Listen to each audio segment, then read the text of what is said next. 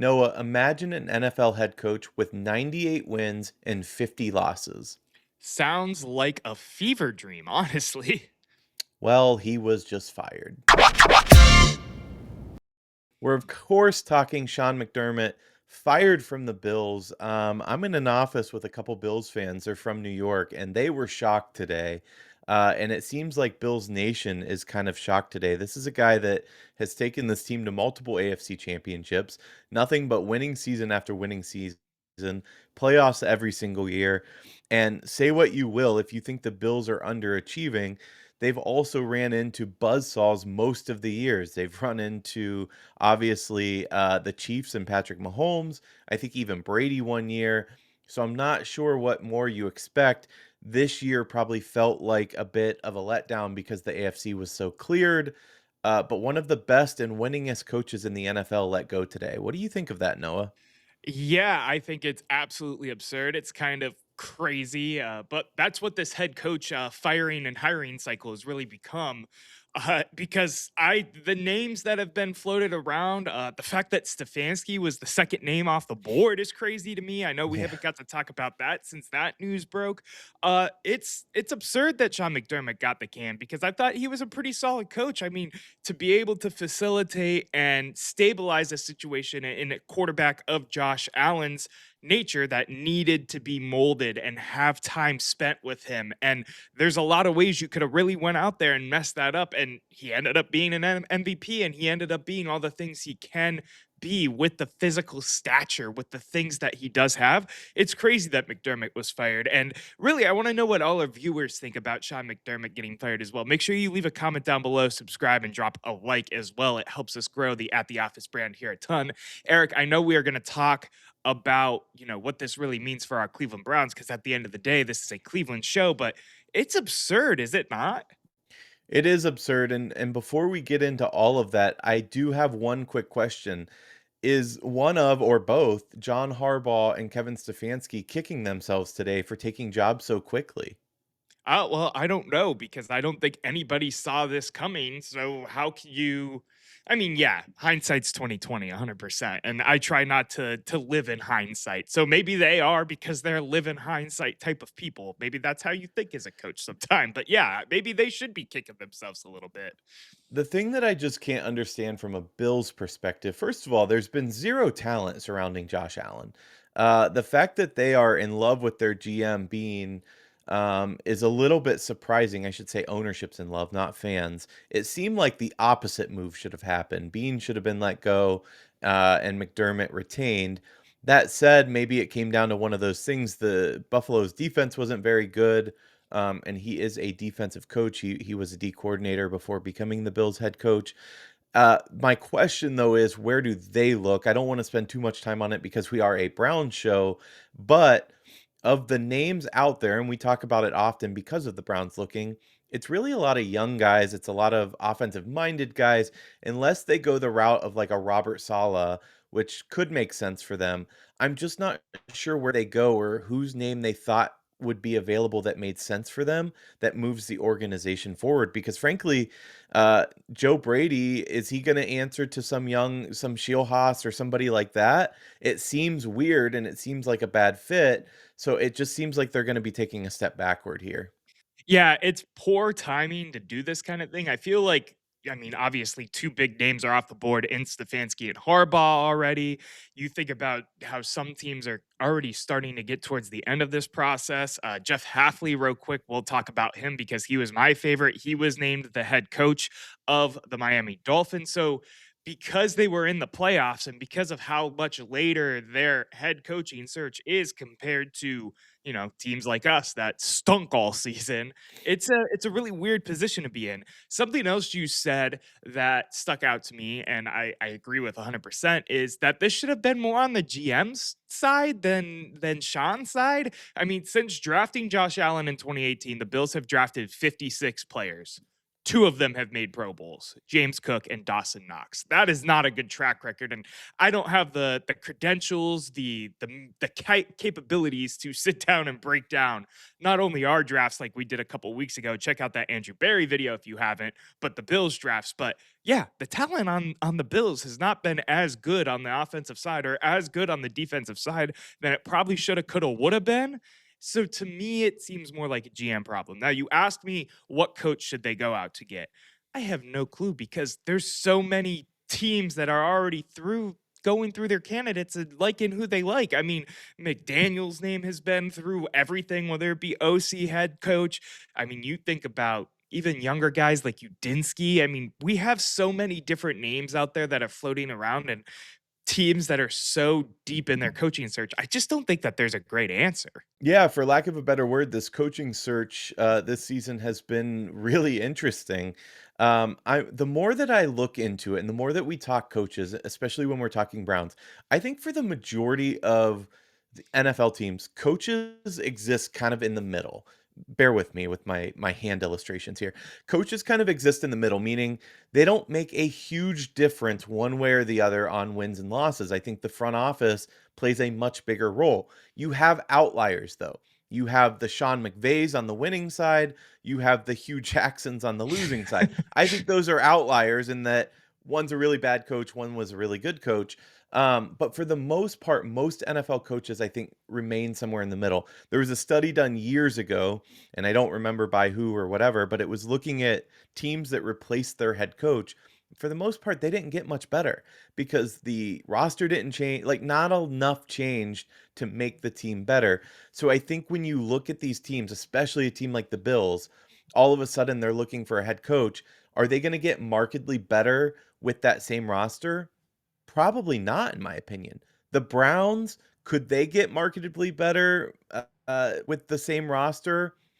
No, probably not. They have a lot of work to do. We got sick of Stefanski, and we had very good reasons to. But the move in Buffalo just shocks me. I don't understand it. It shocks me as well. I think it shocked most people.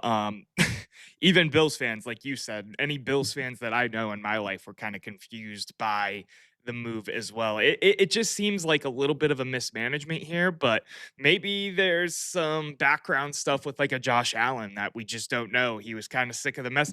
I don't know. I'm throwing darts at the wall right I now get what because I you're just don't saying, think but it makes sense. Josh Allen is the guy that, like, would die with the ship. Like, he's not gonna throw his coach under. He would never ask for a trade. Like, that's just not Josh Allen. It's not his personality.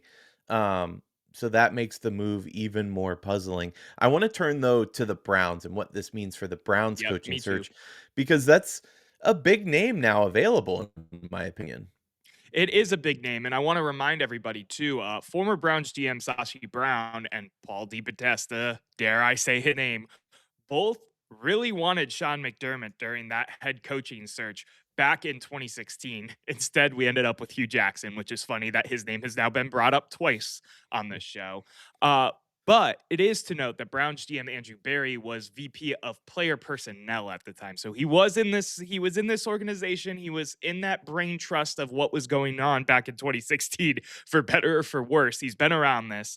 Um, I think he's an interesting name. I think he brings all the qualities that we've talked about for one Harbaugh and any of the other older names that we've talked about in some of our coaching videos as this whole process got started. So I do think he's a really attractive name. But we were talking off air a little bit, and I was talking the same with Benchwarmer Sports yesterday. I really think that they're leaning towards the young offensive mind at this point, and Sean McDermott is the exact opposite of that. Let me ask you this though. I want to play a little bit of devil's advocate. You know, I like to do that on this show. No, for sure. We, and by we, I mean mainly you, but I came around to this thinking too, gave Pittsburgh a lot of flack and Mike Tomlin a lot of flack because he's done nothing in the playoffs. He's made the playoffs for like 7 straight years, or maybe even more than that, but has looked awful. Um, in those, they would lose in the first round every time. I just want to go through real quick the Bills. 2017, they lost in the wild card. 2018, they missed the playoffs. 2019, they lost the wild card, lost the conference championship the next year, so AFC championship, lost divisional, lost divisional, lost in the AFC championship, lost divisional. So if we give, and I know divisional is not necessarily the first round, but if we give all that crap to Mike Tomlin, do you kind of see the same picture? Mike Tomlin did not have one Josh Allen, by the way, and that's a big difference maker. Yeah, it's it's a tough one because it is part of my argument with one Mike Tomlin, but at the same time, you think, you stumped me a little bit here, man, because yes, your argument is perfect devil's advocate, but at the same time, I think about the Bills and their shortcomings. Like it's not the same level of shortcomings where it's the Steelers get into the wild card and lose in embarrassing fashion in the wild card every year. The Bills were underneath Sean McDermott for all intents and purposes competitive in every one of the games, including when you talk about against the Chiefs and the buzzsaws and the names that you're saying. So I do think it's a little bit different, but you make a good point. I won't lie about that. And to that end too, I said that they were running into buzzsaws. 2017, they lost to Jacksonville, and I believe that was that Jacksonville team that would go on to the AFC Championship and eventually lose to the Patriots, if I'm not mistaken, Leonard Yeah, Fournette, yeah, yeah. etc. But in 2019, they lost to the Texans. 2020, they lost to the Chiefs in the AFC Championship. Okay. 2021, they lost to the Chiefs. 22, they lost to the Bengals. 23, the Chiefs again. 24, the Chiefs again. And then, of course, this year, the Broncos. So it's a bit of a mixed bag if you actually look at the history there. But I don't blame anyone losing to the Chiefs, but losing to the Texans, losing I'll to give you the pushback Jacksonville. on the Texans too, because that was when Deshaun Watson was actually what we thought we traded for in Deshaun Watson. The Bengals, that was the year they also went to the Super Bowl, man. So you're Was talking about. 22 that year? Yes, it is. You're talking about 2 years that were really good for those franchises that they ran into. I wanna give some history just for those who don't know, in case Sean McDermott becomes a name that we're talking about with the Cleveland Browns moving forward. This is his background. He's 51 years of age. He has 24 years of pro football experience. He started with the Philadelphia Eagles, moved on to the Carolina Panthers, rounded the corner, obviously, with the Buffalo Bills, and now is up in the air for what is going to happen next in his career. Do you think he's going to take head coaching interviews? I don't see why he wouldn't. It would be a little crazy. Everybody except for Tomlin, like they're not done coaching, especially when you're fired in this manner. Yeah. So I would expect him to. It's funny, we were joking the other day. You and I were watching the Bills game together out, and I joked I don't like Sean McDermott, not because of his coaching history, like nothing to do with how he is as a coach, strictly because he reminds me so much of Brett Favre and kind of looks like him. I And then remember lo that and now. Yeah. behold, Monday morning, he's fired. Um, let's talk about him and his fit on the Browns, though, because he is a defensive minded coach. And I know we've talked, like, I like Salah. I think he'd be a decent fit. But if we talk about retaining Jim Schwartz as defensive coordinator, we talk about the offensive side of the ball really being what we struggled in the last several years. Um, I'm not sure McDermott fits. I say this with an asterisk because I'm a firm believer, and we've talked about it, that a head coach needs to be a leader of men first and foremost. He can bring in really good coordinators, and may have to if Stefanski takes our offensive coordinator Tommy Reese. But the coordinator's job, like you saw with Schwartz, is to shape up that side of the ball. But just saying it out loud, like, I feel like we need an offensive-minded coach. Like, I've moved the needle. I know he's young, but Grant Udinski is starting to excite me. Schilhaas is starting to excite me. We know how I feel about Mike McDaniel. I just don't know that we go back to the defensive side of the ball for a head coach. Yeah, and I wish you were on that episode yesterday with Benchwarmer Sports because I feel like you would have almost been the middle ground between me and him because he's so gung ho on the young guys. We've shared the same opinion for the last week and a half, and you've moved the needle, and I still am in the I want an experienced coach realm.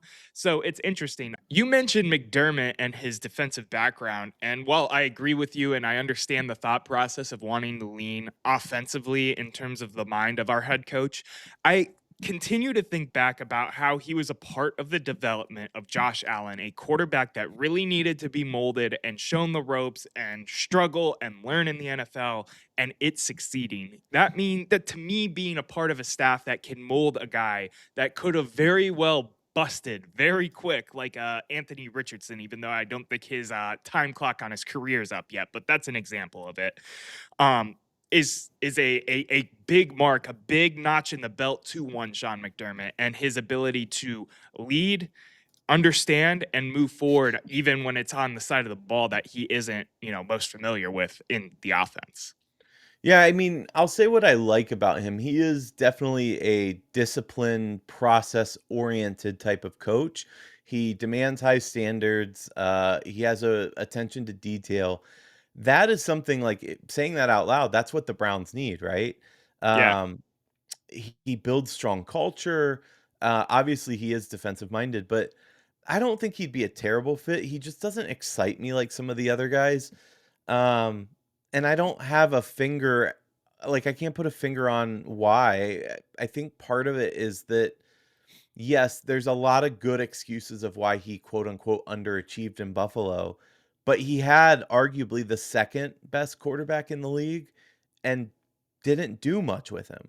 So to come to Cleveland where we have the 32nd best quarterback in the league, or 31st or 30th, not very high, it just doesn't get me excited, and we need a reformer on offense, and I don't know that he's that. Maybe he can whip guys in shape. Maybe he can bring in an OC that will do just that, but it doesn't excite me like some of the other prospects.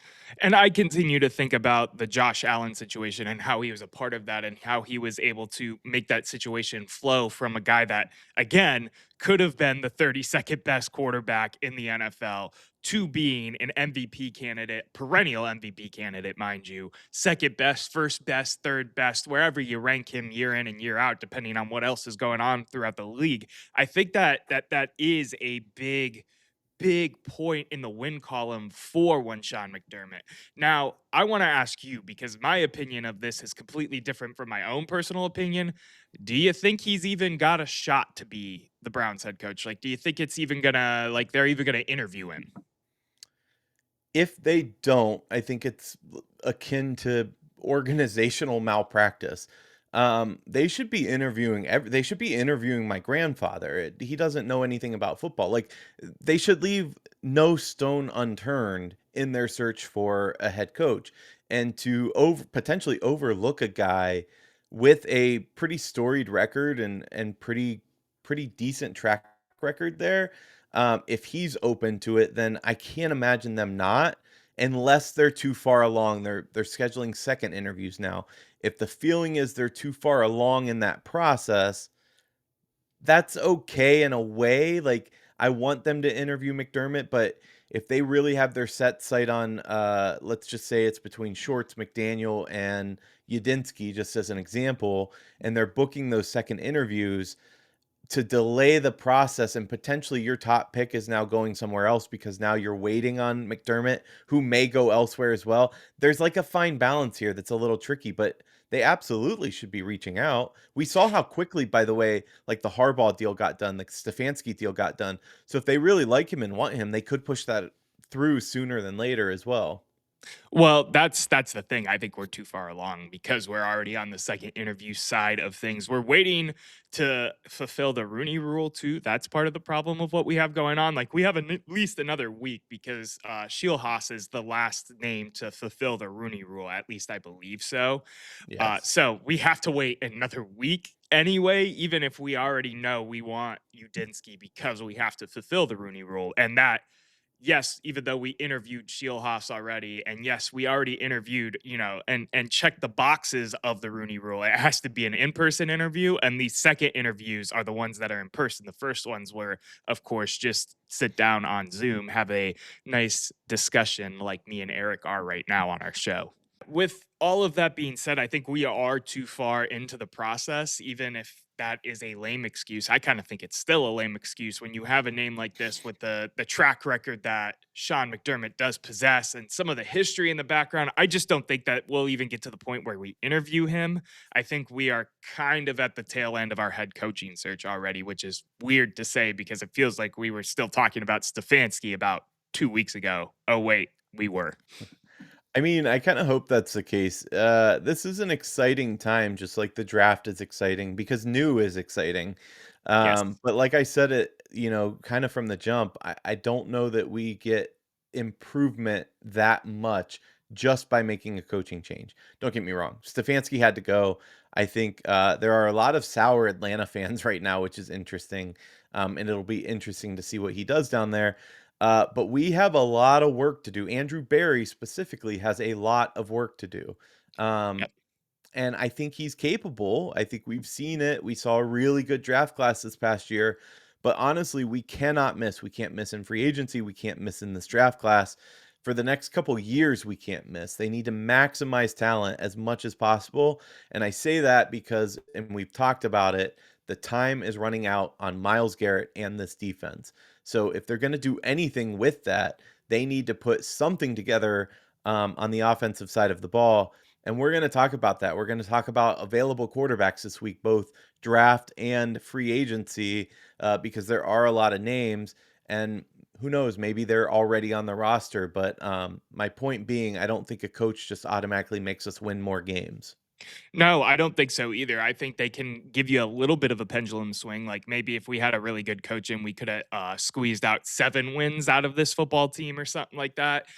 Which is funny because that's kind of what Haslam and Perry suggested with the firing of Kevin, that they could have had a better record than they did. But I don't think you turn a team with the talent that this team has from a 5-win team to a playoff team, no No, matter but who you are as a head coach. I'm with you in that regard. But you stop losing games because of special teams and because of blunders and et cetera, et cetera, et cetera, those winnable Right, we're games in like you're we're talking in about, lockstep yeah. right now. Yeah, yeah, yeah, yeah. And that just starts with this head coaching search. You're right. We need to continue to hit on talent, continue to move forward on talent.